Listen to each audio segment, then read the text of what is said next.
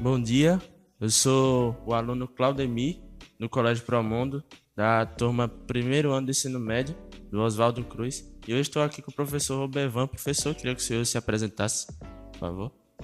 Olá, meu nome é Robervan Barbosa de Santana, sou geógrafo, sou formado em letras e autor dos livros O Brasil Espanhol e Os Espanhóis em Sergipe del Rei. E é um grande prazer estar aqui com vocês e ter recebido esse convite maravilhoso. O que é que o senhor, foi motivado, por querer se formar em letras? Qual a motivação do senhor? A minha primeira formação, na verdade, foi geografia, mas eu já tinha o desejo de fazer letras em espanhol nos anos 90. Então, o que me motivou foi, eu diria que vocação e o interesse pela cultura hispano-americana. A cultura hispânica de uma maneira geral. Eu sou o que se pode chamar de hispanista. O que é um hispanista? O hispanista é a pessoa que é estudiosa da língua e da cultura hispânica. Falando sobre letras, letras exigem muito de caligrafia e de escrita. E Uhum. com isso, a minha turma trabalha com o livro de Dom Casmurro. Sim. Sobre o livro de Dom Casmurro, de Machado de Assis, um dos livros mais famosos desse, se não o mais famoso, né? O que é que o senhor tem a comentar sobre este livro? Eu diria que, apesar de ter sido escrito no final do século XIX, é uma obra contemporânea que aborda temas e inquietações que isso faz parte da humanidade de hoje em dia, de algumas inquietações humanas da atualidade. Essa questão do ciúme, essa questão de você ter a sua interpretação um pouco, vamos dizer assim, digamos que fantasiosa. Eu digo fantasiosa por causa da narração que foi feita apenas na figura do Bentinho. E falando no Bentinho, né? O que é que o senhor acha, na sua opinião? Quem tá mais errado? Bentinho é um louco? É tratado como louco? Ou realmente o senhor acha que o Capitu realmente traiu o Bentinho? Eu penso que toda narrativa ela tem a ver com o que a gente chama de desfecho aberto. Então, muitas vezes a gente assiste um filme ou uma série que ele finaliza sem uma definição. Por isso que toda narrativa não tem um desfecho. Então, fica para nós, os leitores, ter esse tipo de interpretação. A minha interpretação um pouco mais espiritualista é que a gente deve ir mais pelo orar e vigiar, porque essa é a interpretação, esse é o ponto de vista do Bento, de que ele teria traído, embora ele coloque evidências, etc. Mas é o ponto de vista dele. A gente não pode se esquecer, não podemos nos esquecer de que é o ponto de vista do Bento. Entende?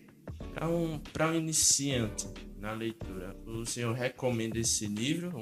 Pode ser um livro fácil, por se dizer, ou o senhor acha esse livro muito complexo e que deveria ter uma experiência a mais antes de... Não, eu diria que ele é recomendável sim, porque ele, apesar de ser ambientado no Rio de Janeiro, no ambiente palaciano do Dom Pedro II, ele traz toda uma linguagem que nos remete ao que a gente entende na atualidade. Então, respondendo a sua pergunta, sim, eu creio que é uma oportunidade, inclusive, de encontrar palavras rebuscadas que não devem morrer, que era utilizada naquela época, mas que a gente deve entender. É mais ou menos como o hino nacional brasileiro, né?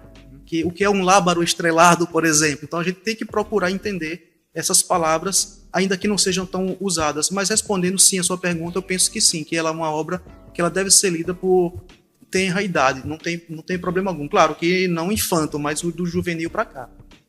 É um livro marcante no gênero literário, principalmente aqui no Brasil. Mas eu queria saber qual o livro que o senhor recomenda, que te marcou, que o senhor recomenda bastante. Olha, como hispanista, eu recomendaria ler o Dom Quixote de La Mancha, escrita pelo Miguel de Cervantes, que ele dá, inclusive, uma certa similaridade aí, né? Uma semelhança no ponto de vista do autor, do Miguel de Cervantes, em comparação ao Machado de Assis, em que havia, digamos que se houver uma loucura, essa palavra que foi usada há pouco nessa entrevista, né, do Machado de Assis, há um pouco de loucura, entre aspas, que foi narrado pelo Miguel de Cervantes na figura do Dom Quixote de La Mancha, em que ele analisa os moinhos de vento como grandes monstros a serem combatidos. Então, eu penso que é interessante essa indicação do Dom Quixote de La Mancha, E existem livros que são um pouco mais resumidos. Tanto tem um livro mais complexo, como tem o livro também mais adequado a pessoas de tenra idade, pessoas mais jovens. O senhor deve ter uma certa experiência na profissão de professor. Sim. Assim.